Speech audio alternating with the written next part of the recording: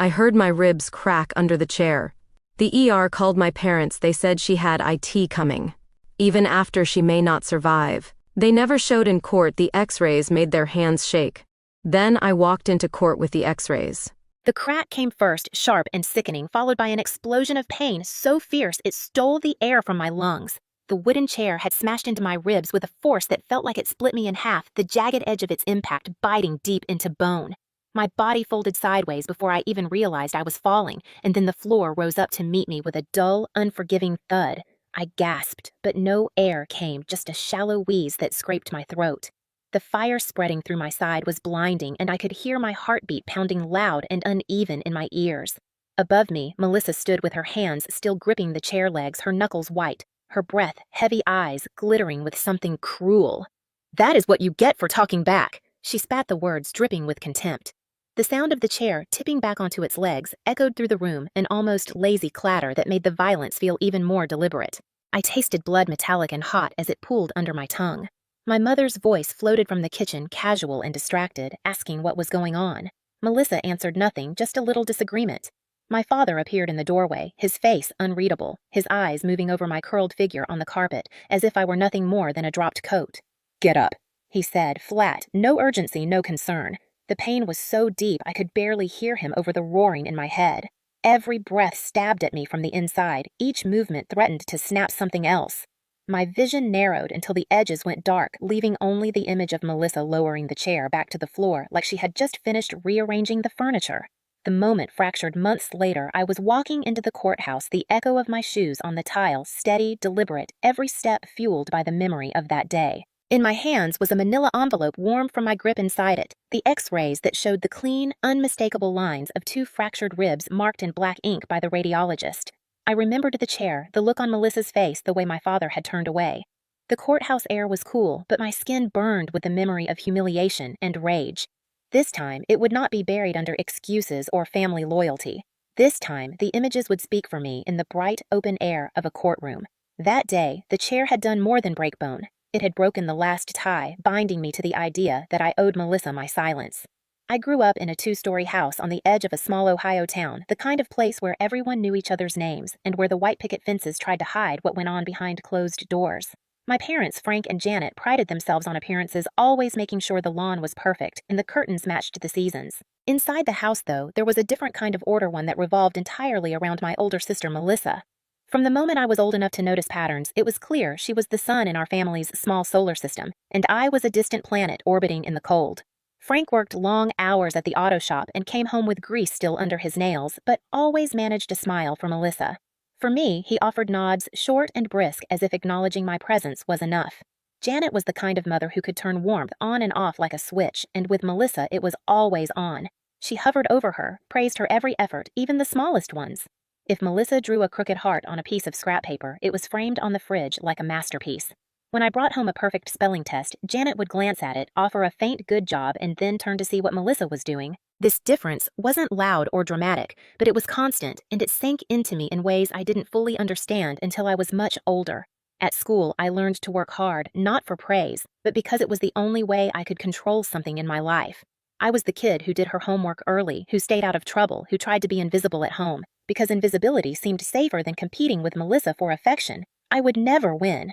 Melissa, on the other hand, thrived on attention.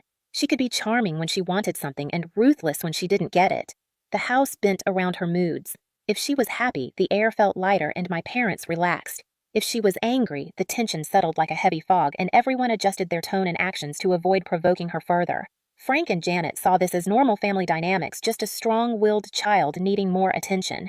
I saw it as living with a storm cloud that could erupt at any moment. From my earliest memories, there were moments when I thought maybe if I tried hard enough, they would see me too. When I was 7, I spent weeks working on a diorama for the school's history fair, cutting tiny pieces of cardboard, painting miniature furniture, arranging every detail. I won first prize and walked home with my ribbon glowing with pride. Janet took it from my hands, glanced at it, and said, "That's nice," before turning to watch Melissa wobbling down the driveway on her bike without training wheels.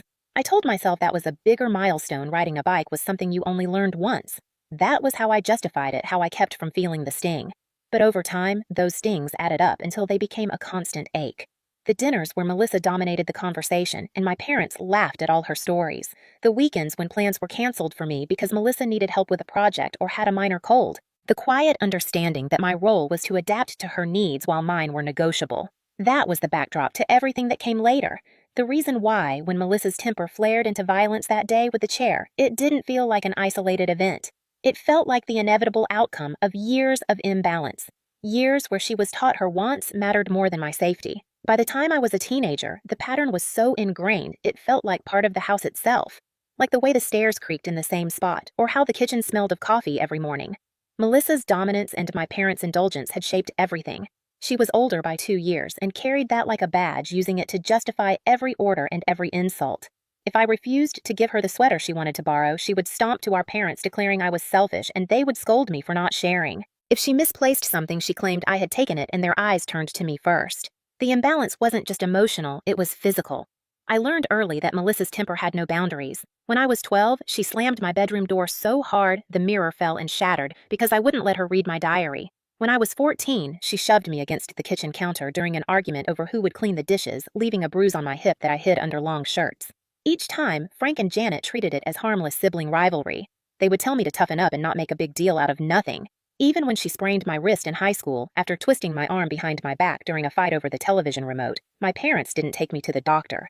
Frank handed me an ice pack and told me it would heal on its own. Their dismissive attitude trained me to swallow my pain and move on. I started avoiding home whenever I could, staying late at the library or hanging out with my friend Laura.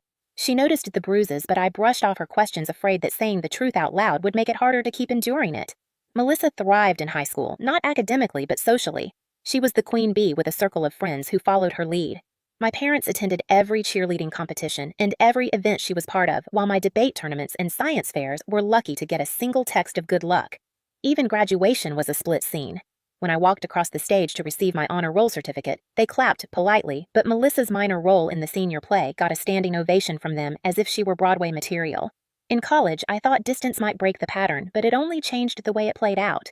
When I got an internship out of state, Melissa called me to complain that I had taken the opportunity away from her, even though she had never applied. Frank and Janet called me later that night, asking if I could send her money since she was between jobs. I said no, and the coldness in their voices lingered for months. After I graduated and moved into my own small apartment, I kept my contact with them minimal. But Melissa's reach was long. She showed up at my door uninvited, asking for a place to stay after a breakup. I let her sleep on the couch for a week, thinking maybe this was a chance to reset things. Instead, she rifled through my kitchen, leaving dishes piled high, and borrowed my coat without asking, returning it with a tear in the sleeve. When I told her she needed to leave, she stormed out and called my parents, spinning a story about how I had thrown her out into the cold with nowhere to go. Frank's voice on the phone was icy, accusing me of cruelty and selfishness. That was the moment I realized that no matter what I did in their eyes, Melissa would always be the one worth protecting. It was this history that formed the foundation for everything that happened later. When I think back to the day of the chair, it's impossible to separate it from the years of small, unacknowledged injuries that came before. The slammed doors, the bruises, the dismissive comments were all bricks in the wall that trapped me in a role I never asked for. That day wasn't a sudden eruption. It was the culmination of years of being told my pain was insignificant and my safety was negotiable. It was the point where Melissa's learned belief that she could do anything to me without consequence met my body in the form of splintering wood and snapping bone. And my parents' immediate instinct to minimize it was not a new reaction, but the same pattern just applied to something too big to ignore. For them, ignoring it was easier than facing the truth about who Melissa was and what they had allowed her to become. The spark that lit the fuse came months before the chair ever touched my ribs. I had finally saved enough for a down payment on a modest 2-bedroom condo on the edge of town. It was the first thing in my life that was entirely mine, bought with money I earned through years of careful budgeting and extra shifts. The moment I told my parents, they were lukewarm congratulatory, but when Melissa found out, her reaction was instant and entitled. She called me the next day saying she needed a place to stay for a while since her lease was ending and she didn't want to be tied down with another rental.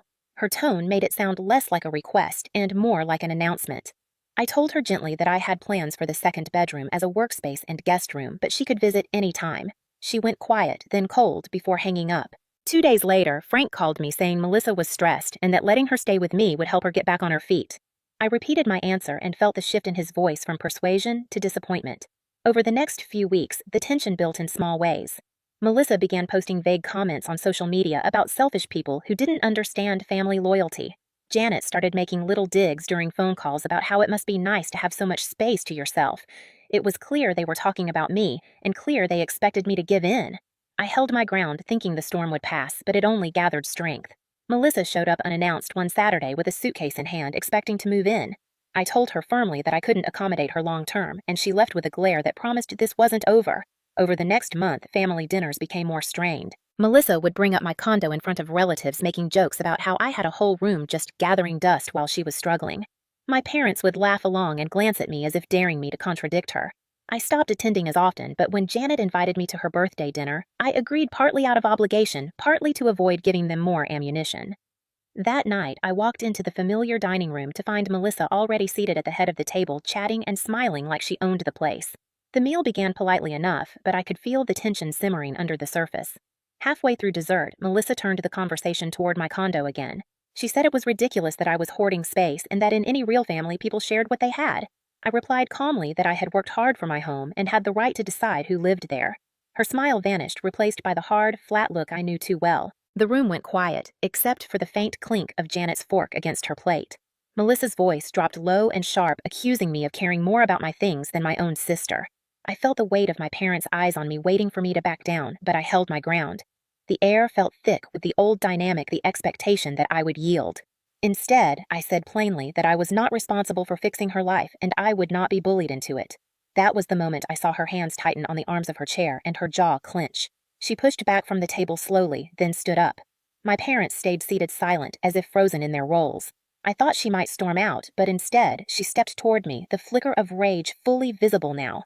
I had just enough time to register the movement before she reached for the nearest wooden dining chair and lifted it. The sound of it scraping over the floor was a prelude to the blow that would come minutes later. The fuse was lit. I just didn't know how quickly it would burn down. The night of my mother's birthday started with an uneasy truce, but it shattered in an instant. After Melissa stood from the table with that heavy chair in her hands, there was a moment where time seemed to slow down enough for me to see every detail. Her knuckles were pale from gripping the wood, her eyes narrowed to slits, her breathing quick and shallow. I remember opening my mouth to tell her to put it down, but before I could form the words, she swung. The first point of contact was a deep, blunt force into my left side, a crack that I felt as much as I heard. The pain was instant white hot and radiating outward, stealing my breath like a punch to the lungs. My knees buckled and I went down hard onto the carpet, my arms wrapping around my ribs in a desperate instinct to protect what had already been broken. The chair clattered to the floor beside me, and for a second the room was filled with the sound of my ragged gasps. My vision blurred at the edges as I fought to inhale enough air. Melissa's shadow loomed over me and her voice came low and cold. "That's what you get for talking back." I could taste blood, sharp and metallic, and every shallow breath sent a stab of pain through my chest. I looked toward my parents, expecting shock or concern, but Frank was still in his chair, arms crossed, his jaw tight, not in anger at her, but at me. Janet sat frozen, her eyes darting between us like she was calculating whether the scene was worth acknowledging. "Call an ambulance," I managed to wheeze, but Frank shook his head and said, "You'll be fine. Stop being dramatic." The absurdity of those words in that moment almost outweighed the pain, but then another wave of it hit and I could barely think. I tried to shift into a sitting position and the movement sent lightning through my side. Janet finally stood and muttered, "I guess we should take her to urgent care." Frank got up without a word and helped me to my feet, but his grip was perfunctory, as if he were guiding a stranger. Melissa had already sat back down, picking at her cake like nothing had happened. The drive to the hospital was silent, except for my occasional hiss of pain when the car hit a bump. At urgent care, the nurse's eyes widened when she saw the bruising already spreading across my ribs.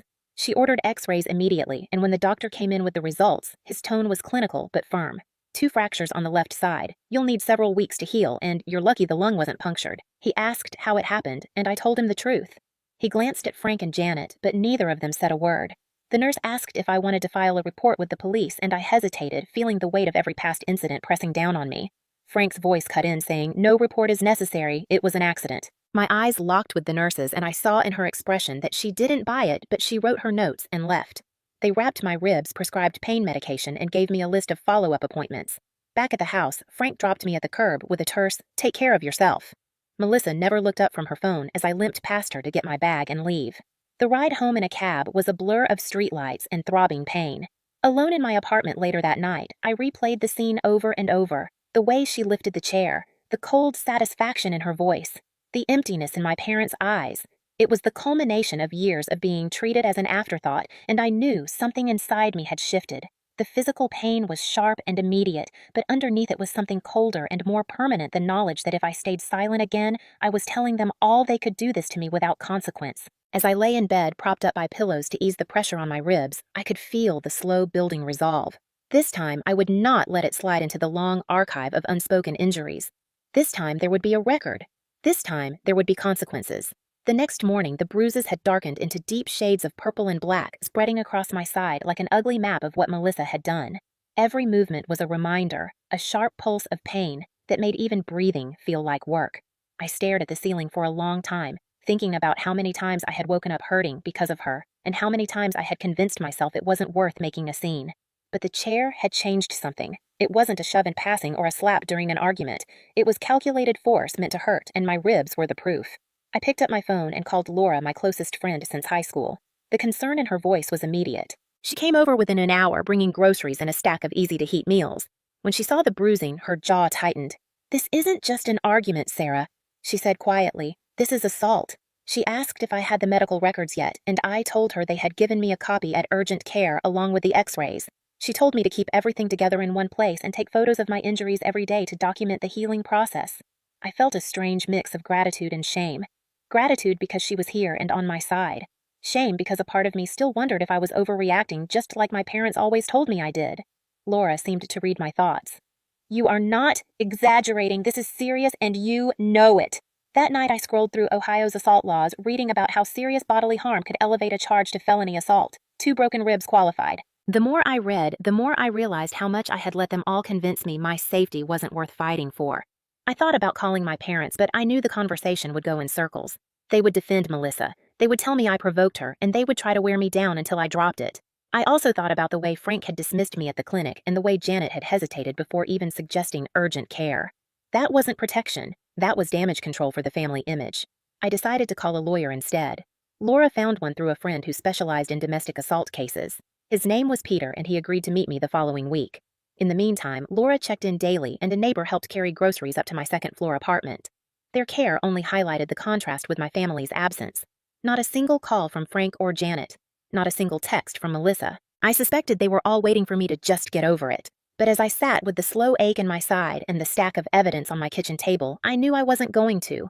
This wasn't going to fade into another invisible scar. This time, I was going to make sure it left a mark on them too.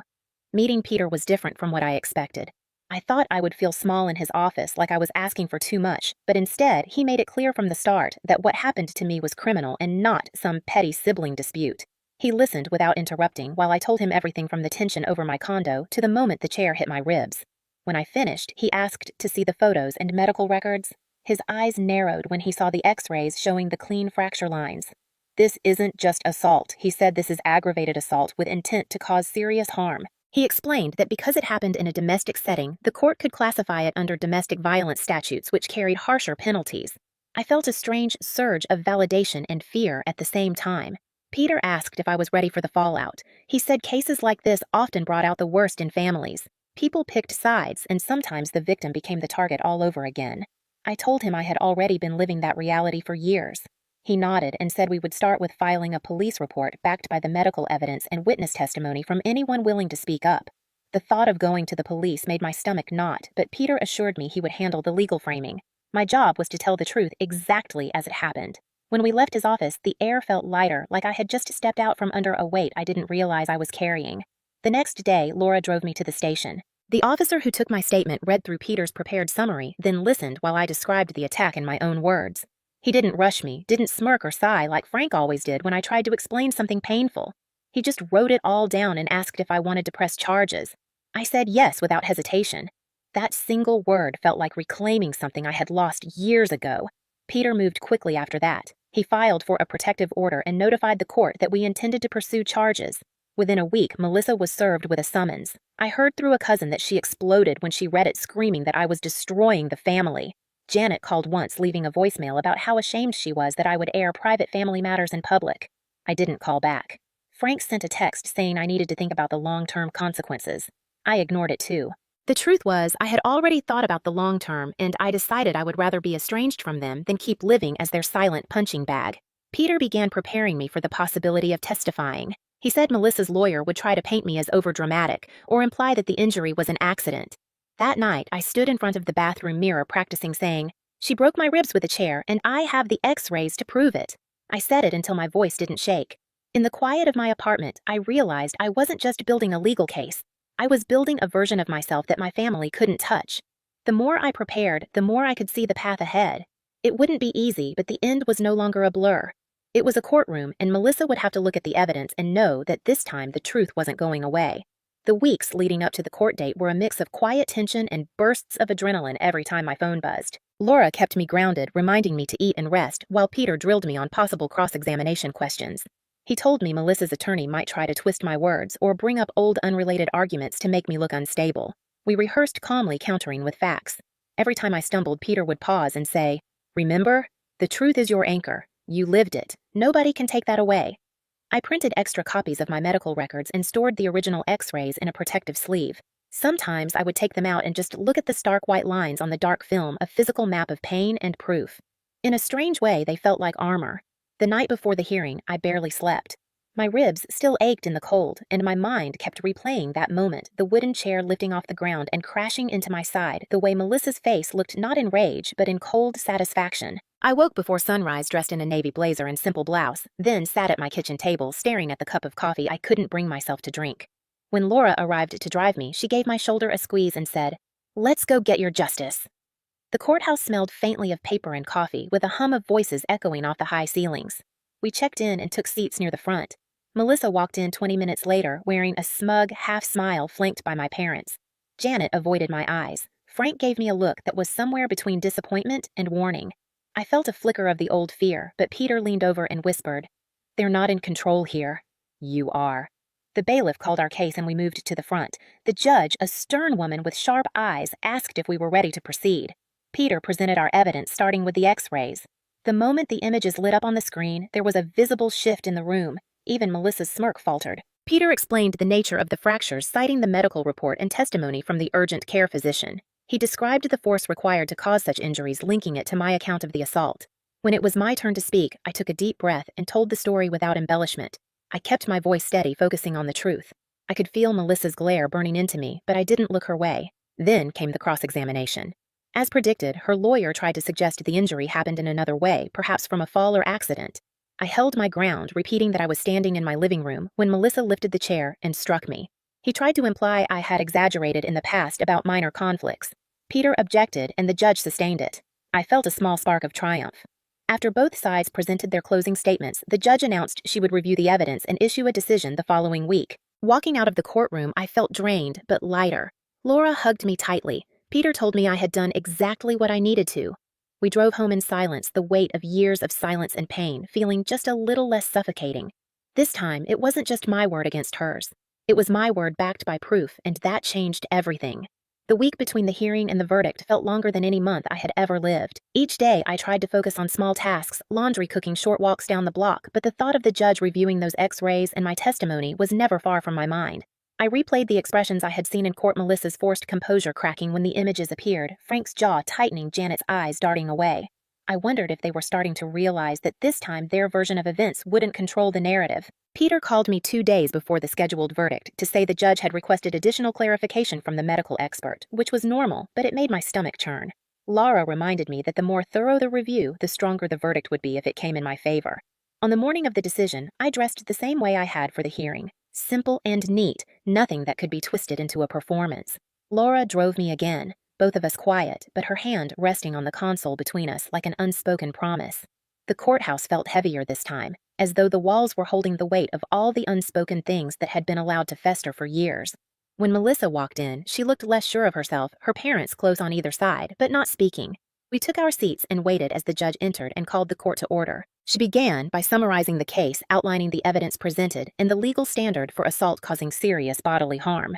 My heart thudded in my chest with each point she recapped.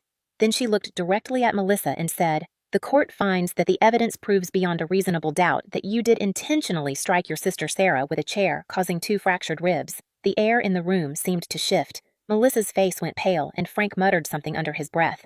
The judge continued sentencing Melissa to community service fines and a restraining order prohibiting her from contacting me for 3 years.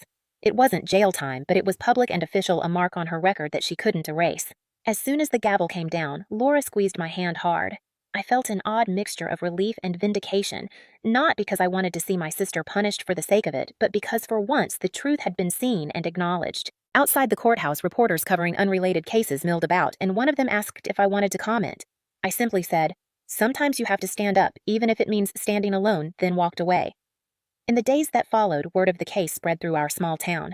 People who had known us for years looked at me differently now, not with pity, but with a kind of respect. Some even reached out quietly to share their own stories of family violence hidden behind closed doors. My parents stayed silent, no calls, no visits, and no apology. Melissa disappeared from social media.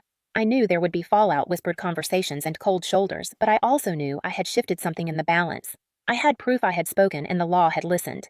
That night, I put the x-rays back in their sleeve and stored them in a box in my closet. Not because I needed the reminder, but because they had become a symbol. They were the moment I stopped letting my family rewrite my reality and started telling my own story on my own terms. In the weeks after the verdict, life began to take on a different rhythm, one that didn't revolve around waiting for the next blow, literal or verbal, from my family. The absence of their voices was at first strange, then liberating. No more late-night texts from Janet reminding me to keep the peace. No more sarcastic comments from Frank about my so-called victim act.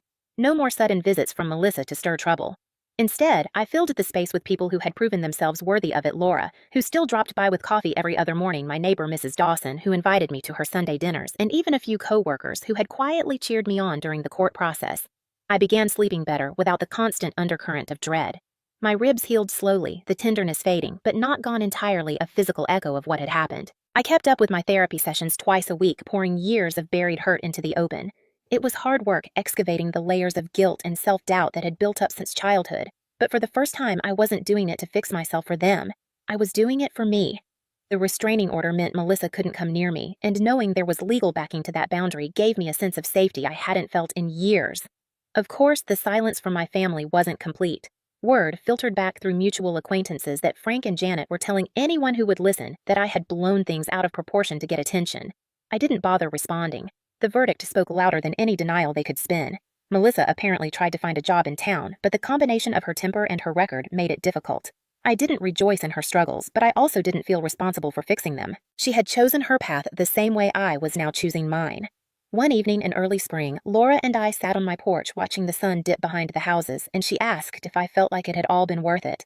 I thought about the hospital lights, the cold indifference in my parents' eyes, the moment in court when the judge read the verdict, and my sister's expression crumpled. "Yes," I said quietly, "it was worth it." That night, I opened my laptop and began writing down everything from the night of the chair to the last day in court. At first, it was just for me a way to make sense of it all, but as the pages filled, I realized I was creating something more. A record, a story. Not the one my family told, but the one I lived. Laura encouraged me to share it somewhere, and after some hesitation, I submitted it to a domestic violence awareness blog under a pseudonym. Weeks later, the piece was published and the responses poured in. People wrote to say they saw themselves in my words, that my story had given them the push to speak out or leave a dangerous situation. Some simply said thank you. Each message was a reminder that speaking up wasn't just about justice in my own life. It was about shining a light for others still in the dark. The bruises had faded, but the lines of strength etched into me were deeper now and unshakable. On the 1-year anniversary of the attack, I drove to the courthouse not for a hearing, but to stand outside and remember. I took a deep breath, feeling the spring air in my lungs without the sharp ache of broken ribs, and I let the memory settle, not as a wound, but as proof. Proof that no matter how hard they had tried to keep me small, I had stood up. Proof that I had walked into that courtroom with my evidence, my truth, and my voice, and left with all of them intact. As I turned to leave, I realized I no longer needed the x-rays in my closet as a shield. I had become my own. Months passed, and the distance from my family that once felt like a gaping wound began to feel like a protective wall I had built myself brick by brick. The noise of their constant criticism and manipulation had been replaced with quiet evenings spent reading on the couch or tending to the little garden I'd planted out back. The tomatoes were coming in nicely, a small but satisfying reminder that when you nurture something, it grows strong instead of rotting under neglect.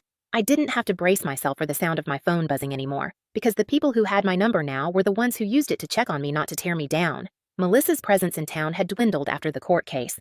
I heard she moved 2 counties over to live with an old friend, though the rumor mill also said she was keeping her head down because too many people knew what she'd done. Frank and Janet still had their circle of sympathizers, but their reach had shrunk without me in it, and their version of events didn't hold up as well without me around to absorb their lies in silence. I focused on my own work, taking on more hours at the library, and eventually being offered a promotion to branch coordinator. The raise meant I could finally replace the old couch Melissa had once slashed in a fit of rage years ago. I sold the couch for next to nothing and watched the buyers haul it away with a sense of finality that was sweeter than I expected. My therapist called it reclaiming my space, and she was right. Every change I made in my home, from the fresh coat of paint in the hallway to the new lock on the front door, felt like a declaration that this was my life now, and they no longer had keys to it. The legal part of things was settled, but the emotional work was still ongoing. There were days when I woke up from dreams where I was back in that living room, the chair above me, Melissa's shadow falling across my face. Those mornings I took extra time to ground myself, touching the scar on my side where one rib had healed a little uneven. I reminded myself that the scar was not a weakness, but a mark of survival. The blog post I had written months ago continued to circulate, popping up in online forums and even being quoted in a community workshop flyer about recognizing early signs of abuse. One afternoon, I received an email from a woman in her 60s who said my story had made her leave her husband after 40 years of emotional and physical harm. She wrote that she wished she'd had my courage decades earlier, but was grateful to have it now. I sat with that email for a long time, my hands trembling not from fear, but from the weight of knowing that what I had endured and spoken about had shifted someone else's life. It was proof that the ripple effect was real, that telling the truth could be an act of resistance not just for myself, but for others. By the time summer rolled around, I realized I hadn't thought about revenge in months. What I had now was better than revenge. It was peace. It was the ability to walk through my front door without flinching to sleep, without listening for footsteps in the hallway, to wake up without dread curling in my stomach. I had walked into court with X-rays once, but I was walking into the rest of my life with something far stronger. My own voice, my own safety, and the unshakable knowledge that I would never let them break me again. Looking back, I could see every step that had brought me to that moment in the courthouse as if they were laid out in a straight, unbroken line. It began with a lifetime of small cruelties, moments I used to brush off as family tension, but which now stood out in sharp relief. Melissa's sharp tongue, my father's dismissive snorts, my mother's selective blindness, all of it had worked together to keep me small and compliant. The chair to my ribs had just been the loudest and most public crack in a foundation that had been rotting for years. The court case had exposed that rot for everyone to see, not just in my family, but in the wider community. I had braced myself for whispers and sideways looks, but what came instead was an outpouring of support from people I never expected to care. A retired teacher from my high school stopped me in the grocery store to say she remembered the bruises I'd tried to hide under long sleeves and wished she'd spoken up sooner. A neighbor I barely knew left a bouquet of lilies on my porch with a note that simply read, "You didn't deserve any of it." Even the local paper ran a small piece about the importance of documenting domestic violence cases, quoting my lawyer about the role the X-rays had played. In that moment, I understood something vital. The truth once made visible has a power that no amount of denial can erase. My family could twist the story for themselves all they wanted, but those images were burned into the public record. That permanence mattered. It meant the abuse wasn't just a shadow in my memory. It was a fact that could not be buried or explained away. Walking away from the courthouse that day, I didn't feel triumphant exactly, but I felt solid, like the ground beneath me was finally steady. I knew there would be more work ahead, more healing, more boundaries to draw and enforce. But I also knew I'd done something irreversible.